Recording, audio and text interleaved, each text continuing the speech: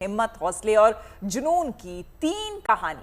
ये कहानी हिम्मत देती है उन्हें जो गरीबी में जी रहे हैं। पंजाब में ईंट भट्टे पर काम करने वाले एक मजदूर का बेटा जब सेना में अधिकारी बना तो पूरा गांव खुशी से झूम उठा। गांव के नौनिहालों को आस जगी कि वो भी कुछ बड़ा कर सकते हैं। इसी तरह की कहानी गुजरात के बनासकांठा के एक गांव की है, जिसने जल संकट से उबरने के लिए 1 महीने चलाई इस पहल से पानी की किल्लत तो कम हुई ही, साथ ही भूमिगत जल का स्तर भी उठा है। अब सभी को इस गांव पर गर्व है। और देखिए तीसरी तस्वीर जो आपकी स्क्रीन पर है वो देश सेवा, राष्ट्र सेवा के जुनून को दिखाती है। मध्य प्रदेश के खरगोन में एक अपराधी को पकड़ने के लिए पुलिस वालों ने फिल्मी स्टाइल अपनाया। खाकी वर्दी वालों ने रिक्शा चलाया, गन्ने का जूस बेचा। इन अलग अलग तरीकों से वो आरोपी तक पहुंचे और उसे सलाखों के पीछे भिजवाकर ही दम लिया।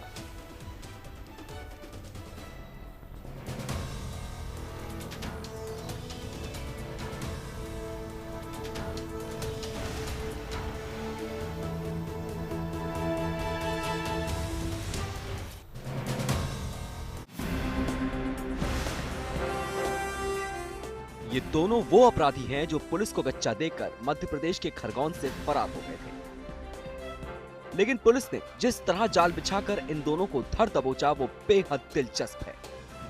20,000 के इनामी अंतर्राज्यीय हथियार तस्कर वीरपाल सिंह और जगविंदर सिंह खरगोन के जैतापुर थाने से पुलिस वालों को चकमा देकर फरार हो गए थे। लेकिन पंजाब गई पुलिस की टीम ने इन दोनों को एकदम फिल्मी स्टाइल में धर दबोचा। ये तस्वीर देखिए, जालंधर में रिक्शा चलाते दिख रहे ये कोई रिक्शा चालक नहीं बल्कि जैतापुर के थाना प्रभारी सुदर्शन कलोसिया हैं। जबकि गन्ना मशीन से उसका रस निकालने में मशगूल दिखने वाले सब इंस्पेक्टर हैं। इसी तरह खरगोन से गई पुलिस की टीम में शामिल पुलिस वालों ने भेष बदल बदल कर मशक्कत करते रहे और आखिरकार दोनों शातिर बदमाशों को धर दबोचने में कामयाब रहे। जो हमारी टीम पंजाब गई थी वो 6-7 दिन लगातार वहाँ पे मेहनत करती रही। उनको जो लोकल पुलिस थी थाना साकोच जिला जालंधर की, उसके द्वारा भी मदद की गई थी। हमारी टीम ने डिफरेंट वेशभूषा का इस्तेमाल किया, जैसे कि किसी ने ठेले पे गन्ने के ठेले पे कार्य किया, किसी ने पेट्रोल पंप पे कार्य किया, जिससे उनको निगरानी बनी रहे उन पे, और अगर उनका कोई मूवमेंट होता है तो इसी तरीके से उन्होंने मिल के और एकजुट होके अपनी समझ से उनको गिरफ्तार किया और गिरफ्तार करके यहाँ पे जैतापुर लाया गया। फरार वीरपाल और जगविंदर को पकड़ने के लिए गठित एसआईटी की एक टीम पंजाब के जालंधर भेजी गई थी। 30 मई को 2 आरोपी को गिरफ्तार किया गया था, जिसपे आर्म्स एक्ट की कार्रवाई की गई थी और उनको पीआर के लिए यहाँ थाने पर रखा गया था।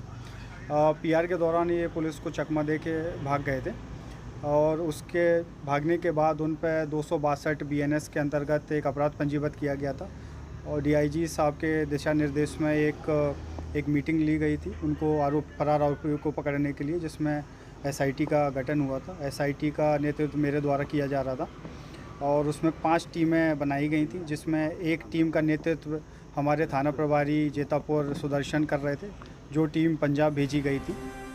पुलिस की कार्रवाई पर भले ही सवाल भी उठाए जाते हैं, लेकिन इस मामले में उसने जिस शिद्दत के साथ कार्रवाई की वो वाकई काबिले तारीफ है।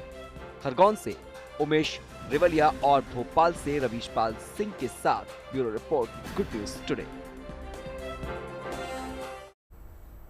और अब आपको एक ऐसे शख्स की कहानी दिखाते हैं जिसने गरीबी में जिंदगी बिताई, अपने पिता के साथ ईंट भट्टे पर काम किया, जरूरत पड़ी तो खेतों में भी अपने पिता का साथ दिया। आज उस शख्स पर पूरे गांव को नाज है। दरअसल पंजाब के फरीदकोट के एक शख्स के गांव के आकाशदीप सिंह सेना में लेफ्टिनेंट बन गए हैं। आकाशदीप एक गरीब परिवार से आते हैं। वो अपने पिता और बहन के साथ खेतों में काम करते थे। वो ईंट भट्टे पर मजदूरी भी किया करते थे। उनके पास फीस भरने के लिए पैसे तक नहीं थे। उनके अध्यापकों ने उनकी फीस भरी। आज उनकी कामयाबी पर पूरा गाँव फख्र कर रहा है।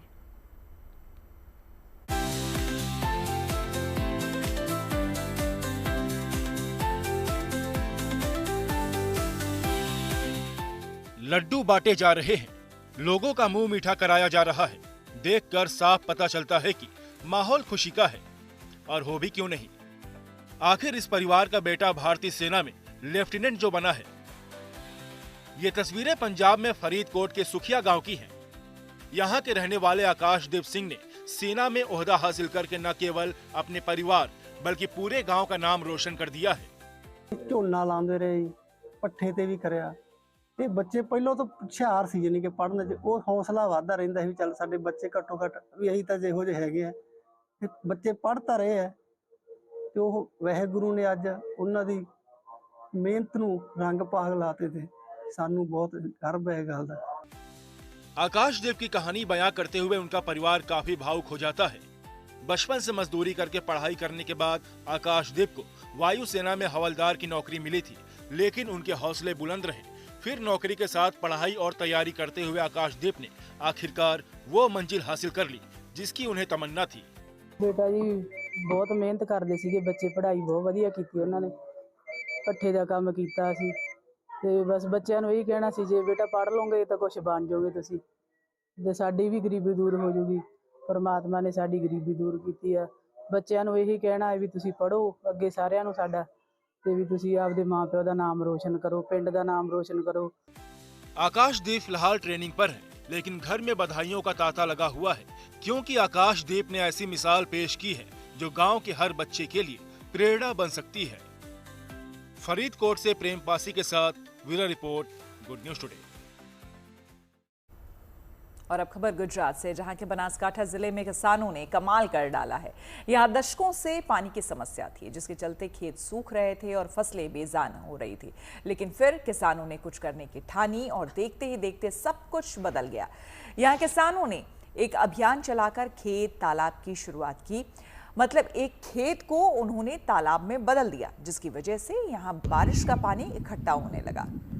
और इस खेत तालाबवड़ी का नतीजा ये हुआ कि वीरान पड़े खेत आज फिर से लहलहाने लगे हैं।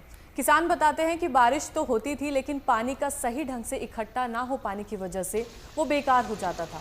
इसी समस्या से निजात पाने के लिए किसानों ने खुद अपने खर्च पर और अपनी मेहनत से खेत तालाबवड़ी बनाने का अभियान शुरू किया।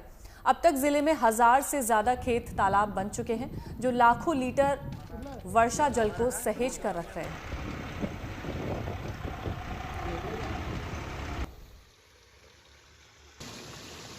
इस पानी से हमारी जो खेती है उसकी आवक भी दोगुना होगी, साथ में किसान भी समृद्ध होगा। साथ में हमारे यहाँ बोर रिचार्ज और कुआं रिचार्ज का भी अभियान चल रहा है, क्योंकि जो छोटे किसान होते हैं वो अपने खेत में तालाब नहीं बना सकते, तो वो ये करते हैं कि जो बारिश का पानी अपने खेत में जमा होता है वो सीधा चैम्बर बना के अपने पुराने बोर या कुएं में डाल देते हैं। इससे जो भूगर्भ लेवल जो 1100 फुट से 1200 फुट पहुंचा है उसे हम ऊपर ला सकते हैं, और आने वाले समय में हमारा जो आज से 10 साल 15 साल पहले पानी का जो भूगर्भ लेवल था वहाँ तक हम पहुँच सकते हैं। क्या सोचा था और क्या हो गया उन तमाम लोगों का जिन्होंने वीकेंड पर घूमने का सोचा था, लेकिन घर बैठे रह गए क्योंकि गर्मी बहुत थी। अब क्या करें, गर्मी से तो भाई बहुत बुरी हालत थी। इस वीकेंड तो बहुत ज्यादा गर्मी थी।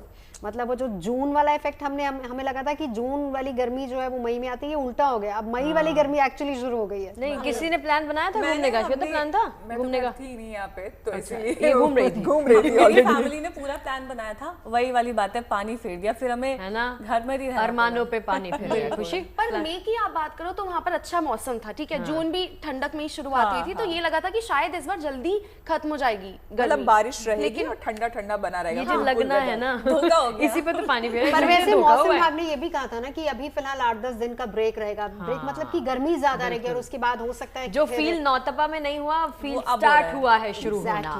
तो एग्जैक्टली मौसम को हुआ क्या है, क्योंकि शुरुआत तो बहुत कूल हुई थी, लेकिन अब फिर से गर्मी आ गई है। तो मौसम विभाग का क्या कहना है आपको दिखाते हैं।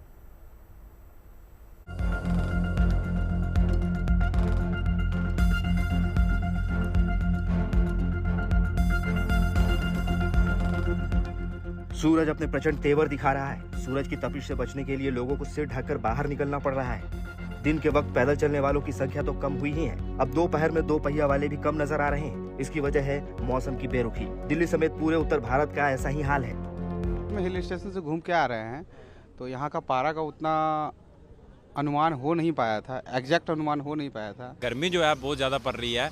अभी भी हम यहाँ पे बाहर निकले थे किसी काम के लिए, तो जो गर्मी है, गर्मी तो बहुत ज़्यादा पड़ रही है। इस महीने में जो है गर्मी जो है बहुत ज़्यादा पड़ रही है। शायद इसमें क्लाइमेटिक चेंज जो है वो बहुत ज़्यादा हो रहा है, क्योंकि देखा जाए पहले तो बारिश भी हो जाती थी, लेकिन अभी तो बारिश का नामो निशान भी नहीं है यहाँ पे। गर्मी पड़ रही है उधमपुर में, पहले ऐसे गर्मी नहीं होती उधमपुर में, अभी बहुत गर्मी पड़ रही है। ऐसे रेडी फड़ी वालों को बहुत परेशानी आ रही है। एक दिन पहले जून में दिल्ली का पारा 40 डिग्री के पार पहुंच गया था। जून के महीने में पारा 40 के पार जाना दिल्ली वालों के लिए कोई चौंकाने वाली बात नहीं है, बल्कि गौर करने वाली बात यह है कि इस सीजन में जून के महीने में पहली बार 40 के पार गया। दिल्ली के आया नगर इलाके में रविवार को तापमान 44.1 डिग्री रहा। आने वाले कुछ दिनों में ऐसी ही उमस वाली भीषण गर्मी रहने का अनुमान है। ऐसे में लोग हैरान है कि जून की शुरुआत तक कूल रहने वाला मौसम अचानक से तपने कैसे लगा। लू यानी हीट वेव न सिर्फ दिल्ली में परेशान कर रहा है लोगों को, बल्कि राजस्थान, गुजरात, हरियाणा और पंजाब के इलाकों में भी इन दिनों जबरदस्त हीट वेव का असर देखा जा रहा है। दिल्ली में अधिकतम तापमान पहली बार जून में 40 डिग्री से ऊपर गया है और सीधे सीधे आया नगर में 44 डिग्री को भी पार कर गया। यानी आने वाले दिनों में दिक्कतें, मुश्किलें और बढ़ेंगी और ज्यादा गर्मी सताएगी। नौतपा में भी सूरज के तेवर ढीले रहे थे, मगर अब गर्मी का सितम लोगों को बेहाल कर रहा है। एक दिन पहले आगरा और झांसी में अधिकतम तापमान 45 डिग्री सेल्सियस के करीब रहा। पूरे उत्तर प्रदेश के 23 जिलों में पारा 40 डिग्री से ज्यादा रहा था। इसी तरह राजस्थान के गंगानगर में तापमान 47.4 डिग्री दर्ज किया गया था, जबकि बीकानेर में पारा 46 डिग्री रहा था। दिल्ली की तरह लखनऊ भी लू के थपेड़ों से जूझ रहा है। सड़कों पर पसरा सन्नाटा सूरज के तेवरों की कहानी बयां कर रहा है। ऐसे में लखनऊ में भीषण गर्मी में लोगों को राहत देने के लिए कुछ जरूरी इंतजाम किए गए हैं। चंडीगढ़ अपने सबसे भीषण गर्म दिनों से गुजर रहा है। चंडीगढ़ में लू के थपेड़ों ने एक झील को पूरी तरह सुखा दिया। पूरी सूखने से झील की तलहटी साफ नजर आ रही है। चंडीगढ़ इस समय अपने सबसे गर्म दिनों से गुजर रहा है। पिछले 2 दिनों के अंदर तापमान सबसे ज्यादा दर्ज किया गया पूरे सीजन का 42 डिग्री पार तापमान चंडीगढ़ का जा पहुंचा और इसका असर ये है कि चंडीगढ़ की एक लेक जो 42 सेक्टर की न्यू लेक है वो पूरी तरीके से सूख चुकी है। इसी तरह हाल अहमदाबाद का भी है। वहाँ लोग दिन के वक्त घरों से बाहर निकलने से बच रहे हैं, लेकिन जिनको निकलना पड़ रहा है वो भी जरूरी एहतियात बरत रहे हैं। प्री मानसून बारिश के बाद अब गुजरातियों के लिए थोड़े दिन जो है गर्मी वाले हैं। मौसम विभाग ने जो है वो पूर्वानुमान किया है कि अभी अगले कुछ दिनों तक बारिश की संभावना नहीं है, पर कई जगहों पर जो है वो गर्मी का सामना करना पड़ सकता है। पर राहत की बात यह है कि 40 डिग्री के आसपास गर्मी रहेगी, 40 के पार नहीं जाएगी। हालांकि मौसम विभाग ने बताया है कि गर्मी का ये दौर जल्द बीत जाएगा और राहत के बादल बरसेंगे। अभी जो फिलहाल कंडीशंस बनी हुई है उसमें ये लग रहा है कि 3-4 दिन के बाद में थंडरस्टॉर्म एक्टिविटी हो सकती है। हालांकि इसका मुख्य रूप से जो कारण है वो यही लग रहा है कि वेस्टर्न डिस्टर्बेंस का भी इम्पैक्ट है उसके लिए, और उसके लिए थंडरस्टॉर्म एक्टिविटी हो रही है। मानसून के एडवांसमेंट का अभी हम दिल्ली के लिए कुछ भी नहीं बता पा रहे हैं। फेवरेबल कंडीशंस बनते हुए जब दिखेंगे तो उसका इन्फॉर्म करेंगे। जब तक मौसम में बदलाव न आए, हम सभी को अपना और अपनों का पूरा ख्याल रखने की जरूरत है। दिल्ली से कुमार कुणाल, चंडीगढ़ से अमन भारद्वाज के साथ bureau report, good news today. और बात वृंदावन की, जहां ठाकुर बांके बिहारी कॉरिडोर को लेकर हर तरफ चर्चाएं हो रही हैं। सबके जहन में एक ही सवाल है कि बांके बिहारी का गलियारा कैसा होगा, किस तरह से उसका निर्माण किया जाएगा। तो ऐसे में सरकार की तरफ से एक वीडियो शेयर किया गया है जिसमें यह बताया गया है कि इस कॉरिडोर को कैसे बनाया जाएगा। जी हाँ, देखिए करीब 5 एकड़ में बन रहा ये कॉरिडोर कई लिहाज से खास होने जा रहा है। इसे बनने में लगभग 3 साल का समय लगेगा। तो बनने के बाद कैसा नजर आएगा ये कॉरिडोर, चलिए आपको दिखाते हैं।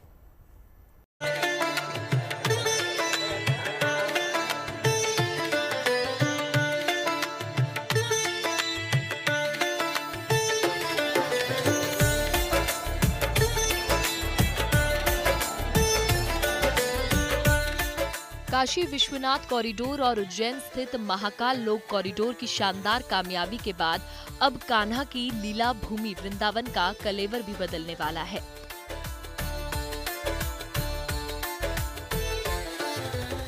मथुरा जिला प्रशासन ने ब्रज तीर्थ विकास परिषद के साथ मिलकर वृंदावन कॉरिडोर की रूपरेखा तैयार कर ली है। दरअसल वृंदावन में पिछले कुछ सालों में श्रद्धालु की तादाद में बेतहाशा बढ़ोतरी हुई है। वृंदावन में सामान्य दिनों में रोजाना करीब 30 से 60 हजार श्रद्धालु पहुंचते हैं, जबकि त्योहार के मौके पर श्रद्धालुओं की संख्या बढ़कर 3 लाख तक पहुंच जाती है।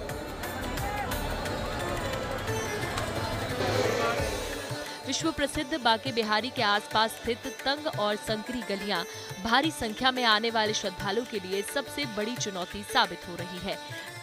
इसलिए सरकार ने वृंदावन कॉरिडोर परियोजना के तहत इस धाम के परिवर्तन का ब्लूप्रिंट तैयार कर लिया है। मथुरा विजन 2030 के अंतर्गत वृंदावन क्षेत्र में N44 को यमुना एक्सप्रेसवे से जोड़ने के लिए 6 लेन वृंदावन बाईपास विकसित किया जा रहा है।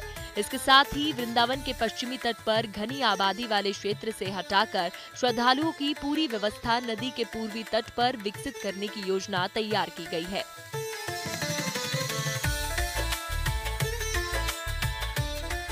इसके तहत यमुना के पूर्वी तट पर 30,000 तीर्थयात्रियों की क्षमता वाले नए तीर्थयात्री सुविधा केंद्र को विकसित किया जाएगा।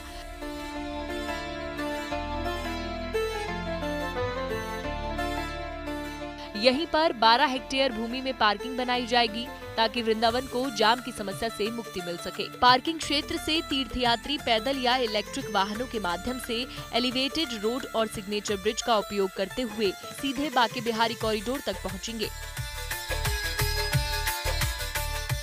बांके बिहारी कॉरिडोर को 5 एकड़ से ज्यादा में विकसित करने की योजना है, जहां ब्रज शैली की वास्तुकला में 4 मंजिला यात्री सुविधा केंद्र बनाया जाएगा। इसमें प्रतीक्षा केंद्र, दुकानों और फूड कोर्ट को व्यवस्थित तरीके से विकसित करने की योजना है। इतना ही नहीं, श्रद्धालुओं की सुरक्षा का भी पूरा ख्याल रखा जाएगा। इसके लिए hi tech security access control, CCTV integrated control room और आपातकालीन निकास सुविधाएं विकसित की जाएंगी। मंदिर परिसर का विस्तार कुछ इस तरीके से होगा कि एक साथ करीब 10,000 श्रद्धालु अपने आराध्य श्री बांके बिहारी का दर्शन कर सकेंगे। कॉरिडोर के आसपास परिक्रमा मार्ग का सौंदर्यीकरण, यमुना के प्राचीन घाटों के पौराणिक स्वरूप को स्थापित करने और वन उपवन सहित अनेक जन सुविधाओं का विकास भी इस परियोजना के तहत किया जाएगा। साफ है कि परियोजना के पूरा हो जाने के बाद वृंदावन पौराणिकता और आधुनिकता के अनोखे संगम के रूप में दिखेगा। वृंदावन से मदन गोपाल शर्मा के साथ bureau report, good news today. और चलिए बांके बिहारी के धाम से अब आपको सीधे लिए चलते हैं माता वैष्णो देवी के धाम। यहाँ इन दिनों भक्तों का तांता लगा हुआ है। हाल के कुछ दिनों में यहाँ भक्तों का आना जाना कम हुआ था, लेकिन फिर से माता का दरबार भक्तों से आबाद है। जी हां, बीते कुछ दिनों में माता वैष्णो देवी के दर्शन करने के लिए पहुंचे भक्तों में उछाल आया है। शनिवार को 41,000 से ज्यादा भक्तों ने माता के दरबार में हाजिरी लगाई है। आने वाले दिनों में ये संख्या और भी बढ़ने का अनुमान है।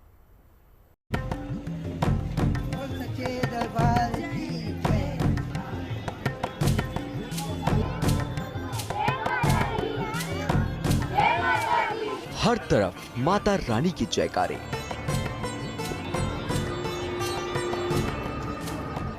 मां वैष्णो देवी के दर्शन के लिए उमड़ा भक्तों का हुजूम।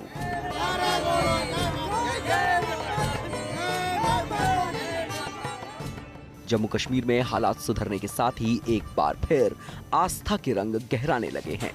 देश विदेश से बड़ी संख्या में भक्त माता वैष्णो देवी के दर्शन के लिए यहां आ रहे हैं।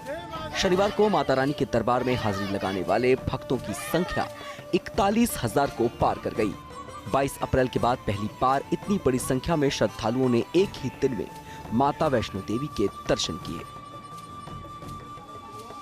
सर, हर साल आना ही है, जितनी मर्जी धूप हो, इससे भी ज्यादा धूप होगी तब भी आएंगे, क्योंकि जो भी दिया है इस माँ ने दिया हुआ है और इस माँ का ऋण हम कभी नहीं चुका सकते। इस वीक में भीड़ आनी शुरू हो चुकी है और भीड़ मतलब धीरे धीरे उम्मीद है कि माँ के प्रति लोगों की भावना बढ़ेगी। मेरी श्रद्धा है कि माता हर साल में 2 बार बुलाती है और माता की कृपा है 10 साल से कंटिन्यू आ रहा हूँ। माँ के लिए बहुत सारी मनोकामना अपनी लेके आए और बच्चों को लेके आए दिखाने के लिए, और यहाँ पे आके हमें बहुत अच्छा लगा। कुछ हफ्ते पहले भारत पाकिस्तान के बीच चल रहे तनाव के दौरान कटरा आने वाले भक्तों की संख्या 2000 तक आ गई थी। अब हालात सामान्य होने के बाद श्रद्धालुओं की संख्या में तेजी से उछाल आया है। कटरा में इन दिनों हर जगह भक्तों की भीड़ दिख रही है। रेलवे स्टेशन और बस स्टेशनों पर मुसाफिरों का हुजूम है। बाजारों की रौनक भी बढ़ी हुई है। बहुत माता रानी का बहुत विश्वास है, बहुत श्रद्धा है। बहुत दूर से दिल्ली से आए हैं माता रानी के दर्शन के लिए, पूरे परिवार समेत। मैं पहली बार आई हूँ, रश कम है, बट मुझे नहीं पता बाकी टाइम कितनी होती है, बट बहुत एक्साइटेड हूँ। श्रद्धा भावना तो बहुत है। टिकट बहुत पहले हो गया था, जाना है, नहीं है जाना है, कैंसिल हो गया था, बंद हो गया था, रास्ता दर्शन बंद हो गया था, लेकिन अभी खुला है। माता ने बुलाया है, बहुत बहुत ज्यादा भीड़ है, बहुत माता ने बहुत कृपा से हम लोगों को बुलाया है। बहुत दिनों का मन्नत था, फिर भी हल्ला हुआ, हम लोगों ने टिकट कैंसिल नहीं कराया और ये हल्ले के पहले कि हम लोग की टिकट थी, फिर भी हम लोग आपके जो करेंगे सो वही अच्छा करेंगे। श्रद्धा तो इतनी है कि आते आते कम से कम 8 साल हो गए यहाँ पर, 8 साल बाद मौका मिला आने का, और इस बार मौका ऐसा मिला है कि पूरे परिवार के साथ आए हैं। जम्मू में इन दिनों गर्मी भी खूब पड़ रही है, लेकिन इस गर्मी का भक्तों के जोश पर कोई असर नहीं दिख रहा। माता वैष्णो देवी के दर्शन के लिए बड़ी संख्या में श्रद्धालुओं के पहुंचने से जम्मू कश्मीर में धार्मिक पर्यटन को भी नई रफ्तार मिली है। कटरा से गौरव Parashar, good news today.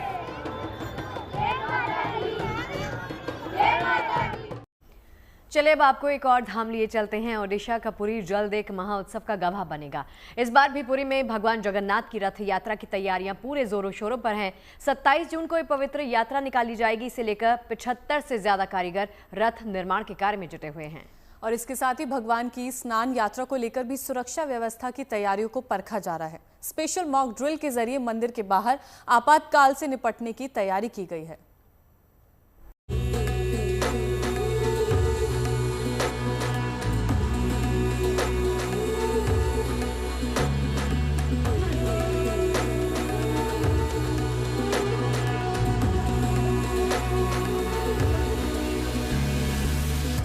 Orissa के पुरी में भगवान और भक्त के अनोखे रिश्तों की डोर से जुड़ी रथ यात्रा की तैयारियां पूरे जोरों से जारी हैं। इस साल 27 जून को ये महा आयोजन होगा और हर बार की तरह इसे भव्य और दिव्य बनाने की कवायद जारी है। इस परंपरा में भगवान स्वयं मानवीय स्वरूप में बीमार पड़ते हैं ताकि भक्तों को उनकी सेवा करके अपनी मनोकामना पूरी करने का मौका मिले। 15 दिनों के विश्राम के बाद भगवान बिल्कुल ठीक हो जाते हैं और रथ से नगर भ्रमण पर निकलते हैं। भगवान की इस यात्रा के लिए बनाए जाने वाला रथ भी बेहद खास होता है। इसे बनाने की तैयारी महीनों पहले से शुरू हो जाती है। इस साल अक्षय तृतीया के दिन रथ निर्माण की शुरुआत हुई और 75 से अधिक कुशल कारीगर 3 विशाल रथों को तैयार करने में जुटे हुए हैं। रथों के निर्माण के लिए फस्सी, धौसा आदि पेड़ों की लकड़ियों का इस्तेमाल होता है। इन्हें पारंपरिक रूप से दास पल्ला की पूर्व रियासत से लाया जाता है। रथ यात्रा से पहले होने वाली भगवान की स्नान यात्रा की तैयारी को लेकर सुरक्षा के खास इंतजाम किए गए हैं। इसे लेकर मॉक ड्रिल भी की गई। आपातकाल स्थिति से निपटने के लिए जुड़ी एजेंसियां पूरी तरह तैयार हैं। पुरी की तर्ज पर ही अहमदाबाद में भी रथ यात्रा की 100 सालों से ज्यादा पुरानी परंपरा है। इस साल भगवान जगन्नाथ की यहाँ 148वीं रथ यात्रा निकाली जाएगी। यहाँ पर रथ यात्रा के दौरान अखाड़ों की ओर से शानदार करतब दिखाए जाते हैं। यहाँ के प्रसिद्ध महाकाली अखाड़े के सदस्य प्रमुख पंकज दिनेश भाई ने बताया कि इस अखाड़े में युवाओं से लेकर 70 से अधिक सालों के करतबबाज शामिल हैं। हम भगवान जगन्नाथ के सामने ये कलाबाजी करते चले आ रहे हैं। भगवान जगन्नाथ की रथ यात्रा देश के कई अन्य हिस्सों में भी निकाली जाती है और इसे लेकर भक्तों में जबरदस्त जोश है। पुरी और अहमदाबाद से ब्यूरो रिपोर्ट के साथ गुड न्यूज टुडे। उत्तराखंड में चीन की सीमा से लगे नेलांग और जादुंग गांव जो दशकों से खाली और वीरान पड़े हुए हैं, लेकिन अब यहां केंद्र सरकार की खास पहल के तहत इन गांवों को फिर से आबाद किया जा रहा है।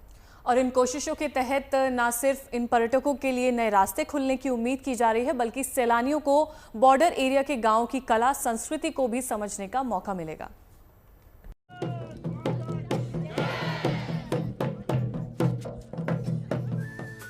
ये शांत वातावरण, हरा भरा और सुकून देने वाला एहसास उत्तराखंड की नेलांग और जादुंग घाटी का है, जिसे उत्तराखंड का लेह लद्दाख माना गया है।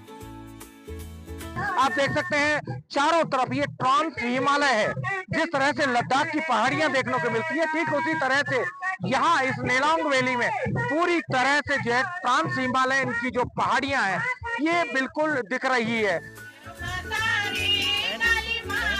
लेकिन आज यहाँ के माहौल में पारंपरिक धुनों की बह रही बयार कुछ खास संदेश लेकर आई है। लोगों को मिलने वाली है ये खुशी जो खास है।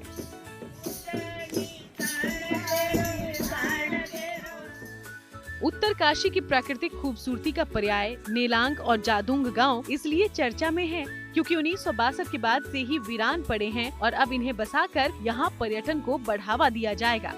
इसके लिए केंद्र सरकार की विशेष वाइब्रेंट विलेज योजना के तहत यहाँ होम स्टे बनाए जा रहे हैं। नेलांग गांव वो गांव है जो 1962 में जब भारत चीन युद्ध हुआ था और बॉर्डर पर तनातनी जब हो गई थी तो इस गांव को यहाँ से माइग्रेट करा दिया गया था हरसिल बगोरी के पास और साथ में डुंडा बीरपुर के पास। और उस समय से ये गांव बिल्कुल खंडहर में तब्दील हो गए थे, लेकिन प्रधानमंत्री का जो ड्रीम प्रोजेक्ट था वाइब्रेंट विलेज योजना, उसके तहत अब एक बार पुनः इन गांवों को पुनर्जीवित किया जा रहा है, रिहेबिलिटेट किया जा रहा है। अपने गांव की सूरत बदलने की खबर ने यहाँ के लोगों को बेहद खुश कर दिया है। यहाँ की परंपरा और संस्कृति में रचा बसा भोटिया समाज बेहद उत्साहित है और अपने स्थानीय देवता रिंगाली देवता का आशीर्वाद ले रहा है। आप ये देख सकते हैं प्रतिवर्ष यहाँ पर जो मूल निवासी हैं, भोटिया समुदाय के जो लोग हैं जो कि यहाँ से माइग्रेट होकर के निचले इलाकों में चले गए थे, वो प्रतिवर्ष यहाँ पर आकर के अपने इष्ट देव रिंगाली देवी जिसे कहा जाता है, लाल देवता कहा जाता है, उसको यहाँ पर पूजा जाता है। यहाँ पर परस्पर जो स्थानीय लोग हैं वो आकर के यहाँ पर जो है नाच गाना करते हैं, जो तांडी नृत्य होता है उसको करते हैं, साथ में अपने देवता की पूजा अर्चना करते हैं। दशकों से खाली पड़े नेलांग और जादूंग गांव के आबाद होने की खबर ने लोगों को मानो बेशकीमती सौगात दे दी। आपने अपने स्तर पे हमारे नेलांग ग्राम और जादूंग ग्राम में जितने भी विकास कार्य किए हैं, पहले तो हम लोग आते थे अक्सर ये उबड़ खाबड़ में ही हमें पूजा करनी होती थी, लेकिन इस बार हमने आके हमें बहुत अच्छा लगा कि आपने मतलब हमारे लिए इतना कुछ किया है कि मतलब हमारे रहने की व्यवस्था, बैठने के लिए, आप चाहे आपका हमारा जो पांडव चौरी हो, चाहे जितनी भी ये देवडोली जहाँ पे हमारा ये थाट है, उन सब पे आपने बहुत अच्छे से काम किए हैं। दशकों से जिन इलाकों में सब कुछ खंडहर था, ऐसे में यहाँ के विकास में योगदान दे रहे लोगों के लिए भी ये किसी सपने के पूरा होने जैसा है। भारत सरकार ने जो जादूंग गांव और नेलोंग गांव हमारा है वो सन 62 से खाली हो गए थे, उनको पुनः विस्थापित करने के लिए अभी 6 पर्यटन बन रहे हैं, हमारे 6 होम स्टे बन रहे हैं और 14 अभी और बनेंगे। चीन सीमा से सटे और प्राकृतिक सौंदर्य से भरपूर नेलांग और जादूंग गांव को इनर लाइन के प्रतिबंध से मुक्त कराने की मांग स्थानीय लोगों और जनप्रतिनिधियों की काफी समय से थी। दरअसल भारत चीन सीमा पर इनर लाइन क्षेत्र वो है जहां भारतीय नागरिकों को भी विशेष अनुमति लेनी पड़ती है। ऐसे में प्रस्ताव ये भी है कि केवल विदेशी नागरिकों के लिए इनर लाइन परमिट की अनिवार्यता बनी रहे, जबकि भारतीय पर्यटकों को सामान्य अनुमति के आधार पर प्रवेश की सुविधा मिले। फिलहाल केंद्र की वाइब्रेंट विलेज योजना के तहत इन गाँव को इनर लाइन से बाहर रखने के संकेत मिले हैं, जिसके बाद उम्मीद है कि इन विस्थापित गाँव को दोबारा आबाद कराया जाएगा और यहाँ होम स्टे तैयार करने की दिशा में भी काम शुरू हो गया है। फिलहाल तो नेलांग और जादूंग जैसे गांवों को फिर से बसाने की दिशा में कदम उठाए जा रहे हैं। स्थानीय लोगों को अच्छे भविष्य की उम्मीदें हैं और हो भी क्यों नहीं, अपनी ऐतिहासिक विरासत को आबाद होते देखना आखिर कौन नहीं चाहेगा। पर्यटन के लिहाज से भी ये एरिया बहुत मुफीद साबित होने वाला है। टूरिज्म को बढ़ावा देने के उद्देश्य से और गांव को रिहेबिलिटेट करने के उद्देश्य से वाइब्रेंट योजना अब परवान चढ़ने लगी है। ओंकार बहुगुणा, नेलांग वाली। तो फ्रेंच ओपन देखने पहुंचे राघव और परिणीति, लेकिन आपने राघव का लुक देखा है, पहचान ही नहीं जा रहे। बहुत स्मार्ट लग रहे थे, पिंक टाई उन्होंने लगाई हुई थी और गॉगल्स लगाए हुए थे और परिणीति भी बहुत सुंदर लग रही थी। वो कपल ही क्यूट है मुझे लगता है ना, जब से। लेकिन राघव ने पूरा लुक चेंज कर लिया, बिल्कुल नहीं पहचाने जा रहे हैं। You can do anything in love. पता नहीं परिणीति के कहने पे किया या क्या, ये देखिए तस्वीर। पेरिस में डेट नाइट हुई है और फ्रेंच ओपन फाइनल देखने के लिए पहुंचे थे, जहां पर एक अलग अंदाज, अलग लुक में नजर आए। गुलाबी टाई, मूंछ, काला चश्मा लगाए राघव चड्डा एकदम बिंदास नजर आ रहे थे। परिणीति बबली गर्ल नजर आ रही थी। असल में हमें अक्सर आदत हो गई है राघव को कैजुअल लुक में देखने की, लेकिन यहाँ वो बहुत ही फॉर्मल लुक में आपको नजर आएंगे, सूटेड बूटेड, जो कि अक्सर हम नहीं देखते हैं राघव को। ये उनका स्टाइल नहीं है। लेकिन अब ये जानना होगा कि ये स्टाइलिंग परिणीति ने करवाई है या फिर हाँ किसी ने सजेस्ट किया है। देखिए, चाय के साथ दो ही चीजें अच्छी लगती हैं, एक तो अच्छा नाश्ता और दूसरा अच्छी खबरें, और ये दोनों चीजें मिलती हैं आपको सिर्फ और सिर्फ गुड न्यूज टुडे पर। कल आइएगा, बैठेंगे, चाय पियेंगे और अच्छी खबरें देखेंगे।